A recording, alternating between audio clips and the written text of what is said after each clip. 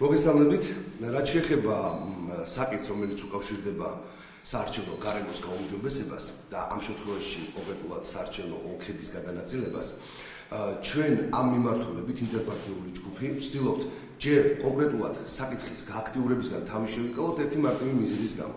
იმიტომ რომ ჩვენ ხელისუფლების წარმომადგენლებთან სპეციალურად შექმნილ სამუშაო ჯგუფში, რომელიც იუსტიციის სამინისტროში მუშაობს და პირველი შეხვედრა 2 დღის წინ გაიმართა და 15 აპრილამდე უნდა დაიდოს კონკრეტული შედეგი.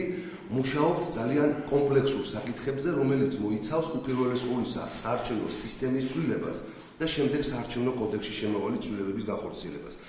თუ ჩვენ და მე მაქვს იმედი, არა გადაჭარბებული, მაგრამ უიმედოდ არა ვართ, მოვახერხებთ საარჩევნო სისტემის მიმართულებით კონკრეტული ნაბიჯების გადადგმას, ძალიან მაღალი ალბათობით ის გადანაწილება, რომელსაც ახლა CSKO გვესაუბრება, სრულიად არაადეკვატურ გადანაწილებაზე, რაც განახორციელეს ოლქების კი არ დაყოფის, არამედ დაგლეჯვა ერთმანეთში ადღვების მეშვეობით, სრულიად უადგილო იქნება და მთლიანად იქნება გადასახეთი.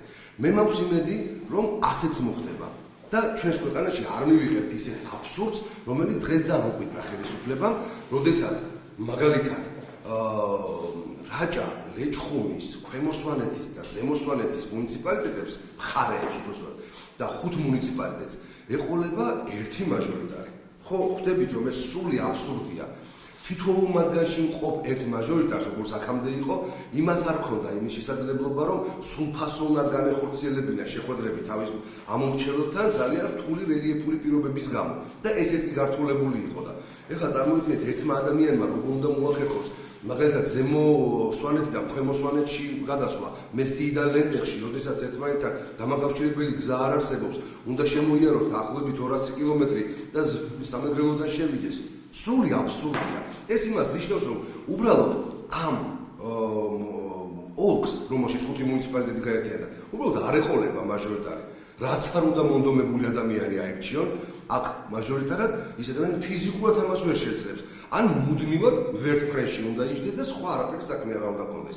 რაც რა თქმა უნდა არაადეკვატურია. მე მეორე საკითხი წარმოიდგინეთ, ახლა ყველა მაჟორიტარს აქვს თავისი მაჟორიტარული ბიურო, ხო, რომელიც იმ რაიონის ცენტრში მდებარეობდა ხოლმე, საიდანაც ეს ადამიანი იყო არჩეული. ეხლა წარმოიდგინეთ, ვინმე მიპასუხოს 5 მუნიციპალიტეტის პირობებში, რამდენი მაჟორიტარული ბიურო უნდა კონდეს ერთ მაჟორიტარს? ალბათ 5 მაჟორიტარული ბიურო უნდა კონდეს, ხო? რაც ბუნებრივია, არაადეკვატურია სრულად. მე არ მგონია, რომ 5 მაჟორიტარული ბიურო გაიხსნას ერთი მაჟორიტარისათვის.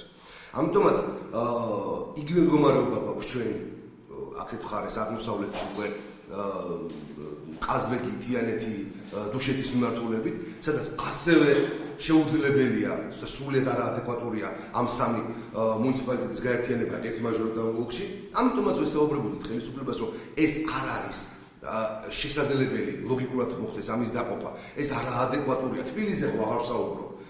თბილისზე აღარ ვსაუბრობ, როდესაც ახლა მართლა ჩუღურეს და სახეს აერთებენ ერთმანეთთან, ჩუღურეს და საბურთალოს და ამაზე არავითარი პასუხი CSKO-ს არა აქვს.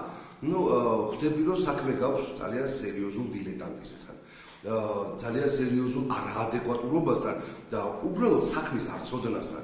ეს ხო არ არის ხა გასაგებია ახლა რომ შეიძლება იყოს ადამიანი, რომელმაც ასე კარგად არ იცოდეს თბილისის რომელი უბანი რომელ უბანს ესაზღვრება.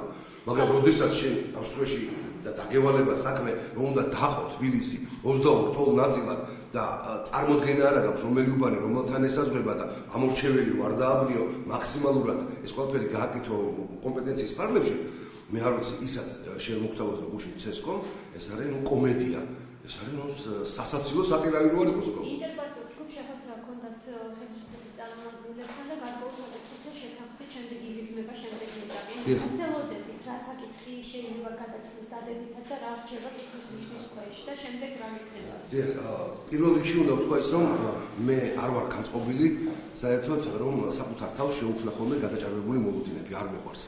და კიდევ უფრო მეტად არ მიყვარს, როდესაც რომ ჩემი მხრიდან მე გავხდე გადაჭარბებული მოლოდინების მიზეზი საზოგადოებისათვის და ესეთი მოლოდინები შეუქმნა. არავითარი ამდაგვარი განწყობები არ მაქვს, თუმცა იქ აქვე მინდა აღნიშნო, რომ არ მაქვს პესიმისტური განწყობა, ნიჰილისტური განწყობა და არ მაქვს ეს სრულად ასე უიმედო და ხელჩამოშებული განწყობა. მაქვს იმედი, რომ ხელისუფლებამ, რომელმაც გადმოდგა ნაბიჯი იმისათვის, რომ დიალოგის პროცესი დაიწყოს, უბრალოდ საკუთარ თავს არ დააზარალებს და ამ დიალოგის პროცესიდან ხელცარიელი არ წავა. და უბრალოდ ულტიმატუმების ენით არ მოვა. პირველი შეხვედრაზე შევთანხმდით იმასთან დაკავშირებით, რომ ჩვენ გავაცანით ყველა ჩვენი პუნქტი, ყველა ჩვენი მოთხოვნა და ხელისუფლების წარმომადგენლებმა გითხრეს, რომ წავალთ ახლა ჩვენ შევაჯერებთ კონსულტაციებს გავივლით კოალიციაში, კოალიციის ყველა სუბიექტთან და უკვე ჩვენ გეტყვით ზუსტად თქვენს წინადადებებზე კონკრეტულ პასუხებს და ჩვენი ინიციატივებს კიდევ. რაც ამ შემთხვევაში სრულად ლოგიკურია, ნორმალურია და ჩვენ ველოდებით. და ერთი კვირის დალოდება, 2 წელიწადია ველოდებით, ერთ კვირასაც დაველოდებით, არანაირი პრობლემა არ არის. შესაბამისად, მე იმედი მაქვს, რომ ხელისუფლება მოვა ძალიან კონკრეტული ინიციატივებით. ჩვენ მხრიდან ჩვენ ვხარით, რომ აქ არის ორი ნაწილი შეთავაზებებისა. პირველი ეს არის საარჩევნო სისტემა და შემდეგი დანარჩენი 4 ეს არის საარჩევნო კოდექსი. საარჩევნო კოდექსზე ვისაუბრებთ და საარჩევნო კოდექსს აზრი ექნება განსახილველად იმ შემთხვევაში, თუ ჩვენ დღეს არსებულ საარჩევნო სისტემას გავაუმჯობესებთ. საარჩევნო სისტემის გაუმჯობესების ყველაზე კარგი ვარიანტად და ყველაზე სამართლიან ვარიანტად არა მარტო ინტერპარტიულ ჯგუფს, არამედ მთელ არასამთავრობო სექტორს, მთელ პოლიტიკურ სპექტრს, საერთაშორისო ორგანიზაციებს, უზარმაზარი სამოქალაქო თანხმობის მონაწილეებს, რომელმაც ეს მემორანდუმი გავაფორმეთ, ყველას მიგვაჩნია სამხარეო პროპორციულ სისტემაზე გადასვლა. სადაც 75 პროპორციული სიით აირჩევა პარლამენტში, 75 სამხარეო პროპორციული სისტემით. ეს დაახლოებით იგივეა, რასაც ხელისუფლება ამბობს ოღონდ 2020 წლისთვის, ჩვენ ვამბობთ 2016 წლისთვის. ეს თემა ამ შემთხვევაში, ანუ 75 სამხარეო პროპორციული სისტემა მოიხსნა, მაგრამ მიუხედავად ამისა არის ძალიან ბევრი კონკრეტული რამდენიმე კიდევ ვარიანტი, რომელიც ერთმნიშვნელოვნად სჯობს დღევანდელს. მე უნდა მაპატიოთ, ხა ვერ დავაკონკრეტებ ამ ვარიანტებს, იმიტომ რომ ხელი არ შეუშალო უბრალოდ პროცესს. ამასთან დაკავშირებით ჩამოსაყალიბებლები არიან თავად ხელისუფლებაში და გარკვეულ საკითხებზე შესაძლებლები ვართ არასაპარლამენტო ოპოზიციაში, გარკვეული თემები არსებობს. თუმცა არაფერი დაუძლეველი არ არის. თუ ხელისუფლებას ექნება პოლიტიკური ნება, რომ დღეს არსებული ერთმანდატიანი მაჟორიტარული ოლქები, როგორც არის გადანაწილებული 73-77-ზე, შეიცვალოს და გახდეს გაცილებით უფრო სამართლიანი, ამის პოლიტიკური ნება თუ აღმოჩნდება, მაშინ ჩვენ ვისაუბრებთ დანარჩენ საარჩევნო კოდექსში შემოვალ ცვლილებებზე. თუ ეს ყველაფერი არ მოხდა, ანუ საარჩევნო სისტემასთან დაკავშირებით, მაშინ გამოდის, რომ ჩვენ მხოლოდ და მხოლოდ კოსმეტიკურ ცვლილებებზე უნდა ვისაუბროთ. და აი ამ ხელისუფლებას ჩვენ ძალიან კაფეოდ მივეცით გზავნილი გაუგზავნეთ, რომ ჩვენ არ ვაპირებთ კოსმეტიკური ცვლილებებით, ასე ვთქვათ, მოგცეთ საშუალება, რომ გავიფორმოთ საყოველთაო პოლიტიკური კონსენსუსი. ხელისუფლებას ეს უნდა და ძალიან სწორია, რომ უნდა პოლიტიკური კონსენსუსის მიღწევა. ჩვენც ეს გვინდა, მაგრამ უნდა მივახციოთ პოლიტიკურ კონსენსუსს რეალური შედეგით, რომელიც მაგიდაზე დაიდება და არა მხოლოდ კოსმეტიკური რაღაცა ესეთ ფასადური ცვლილებებით. და მე არ ვაკრინებ არც ერთ თემას საარჩევნო კოდექსში შემავალს, რომელიც ჩვენი მხრიდან არის დაყენებული, ესენია ადმინისტრაციული საარჩევნო ადმინისტრაციის დაკომპლექტების გადახედვა, ეს არის ბარიერის დაწევის საკითხი, ეს არის კონკურენტული გარემოს შექმნის წინაპირობები პოლიტიკური ძალებისა და ეს არის ადმინისტრაციული რესურსის კონტროლის მექანიზმები. არც ერთ ამ თემას მე არ ვაკნინებ, უბრალოდ ვამბობ, რომ ეს თემები არის შემდგომ რიგში საარჩევნო სისტემის შემდეგ. იმიტომ საარჩევნო სისტემის ცვლილებით და გაუმჯობესებით ჩვენ მივახცევთ ზოგადად არჩევნების სამართლიანობას და საარჩევნო კოდექსის ცვლილებით ასეთ გლობალურ და მასშტაბურ მიზნებს ჩვენ ვერ მივახცევთ, მაგრამ ის მნიშვნელოვანია საარჩევნო გარემოს გაუმჯობესებისათვის. აი ესეთი დამოკიდებულება ხელისუფლება მის ძალიან კარგად იცის. ამიტომაც მე იმედი მაქვს, რომ ხელისუფლება, რომელიც წამოვიდა ამ პროცესში, მოლაპარაკების პროცესში, ეხლა ხვდება, რომ აქედან ხელცარიელი გასვლა მას 1000-ჯერ მეტად დააზარალებს, ვიდრე საერთოდ არ შემოსვლა. ამიტომაც იმედი მაქვს, რომ რახან შემოვიდნენ, იმასაც ხვდებიან, რომ გარკვეულწილად სერიოზული პოლიტიკური ნება უნდა გამოუვლინოს საარჩევნო სისტემის ცვლილების მიმართულებით. და ვენეციის კომისიაზეც უნდა გითხრათ მის დასკვნაზე, რომელიც სხვადასხვანაირად არის გაგებული. ხო, ძალიან გასაკვირია სხვათაშორის ეს, იმიტომ რომ იქ შავი თეთრზე ძალიან კონკრეტულად წერია ის გულისკივილი, ის შეფასებები, რომელიც ძალიან საკმაოდ უკაცრია ვენეციის კომისიის მხრიდან და ხა მე მესმის რომ ხელისუფლებისათვის ეს არც თუ ისე სასიამოვნო წასაკითხია. როდესაც საუბარი არის რომ არც კონსენსუსის მიმართულებით ყოფილა გადაწყვეტილებები მიღებული, საერთოდ იქ საუბარია ოლქების დაყოფასთან დაკავშირებით, რომ ეს არის მორგება ხელისუფლების მიერ საკუთარ ინტერესებზე, ჯერიმენდერინგის სისტემა და პრაქტიკა სწორედ ამას მეტყველებს. ის რომ ამ შემთხვევაში კანონპროექტის მაგივრად გამზადებული კანონი რო გადაუგზავნეს უკვე და მიღებული კანონი ვენეციის კომისიას ესეც არაადეკვატურად არის შეფასებული, ასეთი რამ არ ხდება ხოლმე. კომისიას 6 თვით ადრე უნდა გაუგზავნო კანონპროექტი, რომ მან გირჩიოს რა შეიძლება იქ შეიტანოს ცვლილების თვალსაზრისით, შეიტანო და მერე დააყენო პარლამენტში კენჭისყრაზე. ამიტომ მიიღეს სამივე მოსმენით კანონპროექტი საარჩევნო კოდექსში და მერე გადაუგზავნეს ვენეციის კომისიას, ხო? აბსურდია უბრალოდ, არაადეკვატურია ყოველ. აი ამ შეფასებების მე არ მახსოვს ვენეციის კომისიის ესეთი მკაცრი შეფასებები. მახსოვს 2009-2010-ში გარკვეულწილად კრიტიკული პრეტენზიები ვენეციის კომისიის მხრიდან გარკვეულ საკანონმდებლო ნორმებთან დაკავშირებით, მაგრამ ასე ყველა პუნქტში იყოს კრიტიკა, მე ნამდვილად მე პირადად არ მახსოვს, სხვისი არ არის.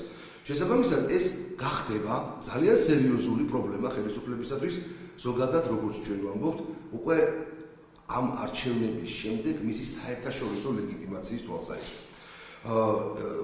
და რატომ თუ არაფერი არ შეიცვალა საარჩევნო სისტემის თვალსაზრისით, საერთაშორისო ორგანიზაციები, რომლებიც თავიანთ გარკვეულ შეხედულებებს ჩამოაყალიბებენ ვენეციის კომისიის დასკვნის საფუძველზეც, იმაზე რომ ვენეციის კომისიამ, ეუთომ, ევროსაბჭომ არაერთი რეკომენდაცია გაუკეთა, როგორც წინა, ისე დღევანდელ ხელისუფლებას შეცვალეთ საარჩევნო სისტემა, გადადით სამხარეო პროპორციულ სისტემაზე. პირდაპირ წერია ევროსაბჭოს რეკომენდაციაში ამაზე დიდი ასე ვთქვათ რეკომენდაცია და მნიშვნელოვანი ევროპაში არ იწერება. და როდესაც ამას ყველაფერს იგნორირებას გაუკეთებს ხელისუფლება ვენეციის კომისიას, ეუთოს, ოდის, ევროსაბჭოს, ევროკომისიის რეკომენდაციებს, ბუნებრივია რომ ძალიან ბევრი დაფიქრდება 2016 წლის საპარლამენტო არჩევნების შემდეგ მიეცეს კი ამას ყველაფერს შეფასება როგორც ეუთოს სტანდარტების შესაბამისი არჩევნები. და თუ არ მიეცა მერწმუნეთ ეს საქართველოში ხდება ძალიან ცუდი ქვეყნისათვის ცუდი მოვლენების წინაპირობა, რაც არავის არ გსურს. ერთ რამეს ვიტყვი, ძალიან მნიშვნელოვანია ერთი რამ. ყველაზე მნიშვნელოვანი არის ის, რომ საზოგადოებას და ამორჩეველს უნდა სჯეროდეს და ძალიან მყარად უნდა სჯეროდეს იმის, რომ სწორედ მისი ხმა, მისი საარჩევნო ხმა არის მთავარი ბერკეტი ხელისუფლების ცვლილების და სხვა არაფერი. რომ საზოგადოებას უნდა სჯეროდეს, რომ ის არის ხელისუფლების ცვლილების წყარო. ან ხელისუფლებაში დატოვების მექანიზმი თუნდაც. თუ საზოგადოებას სჯერა, რომ საარჩევნო სისტემა მას მართლა რეალურად არ ართმევს ამ უფლებას, რომ შეცვალოს ხელისუფლება, ან დატოვოს ხელისუფლება ხელისუფლებაში, მაშინ საზოგადოებას სხვა მიმართულებით ქუჩისკენ არ ეხურება. ის ძალიან მშვიდად ელოდება 4 წლის განმავლობაში მის ამ საშუალებას არჩევნებს, რომ თუ არ მოწონს შეცვალოს და თუ მოწონს დატოვოს ეს ხელისუფლება ხელისუფლებაში. მაგრამ თუ საზოგადოება ხედავს, რომ საარჩევნო სისტემა მას ართმევს ამ ფუნდამენტურ უფლებას, იყოს ხელისუფლების წყარო და ის ხვდება, რომ აგერ ქართულმა ოცნებამ 2014-ში 44% აიღო თბილისში.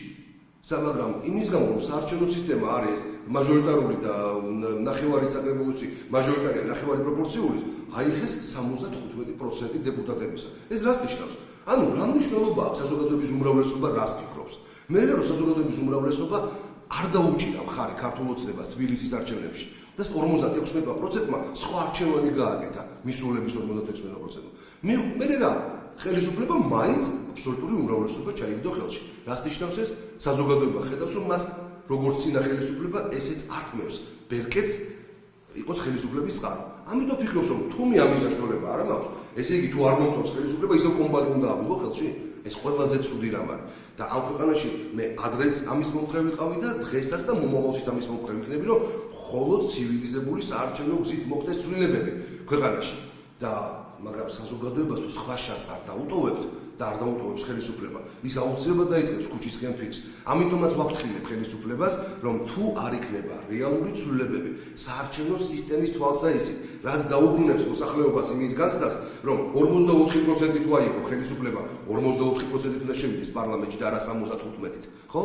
აი ამ განწყობას თუ არ დაუბრუნებთ, მაშინ სიტუაცია 2017 წლიდან დაიწყებს რევოლუციურ ფორმირებას, რაც კიდევ ერთხელ დავუმატო, რომ არ სურს. მაგრამ თუ სხვა შანსი არ დატოვეს, არც სხვა შანსი აღარ მიცეს მოსახლეობას.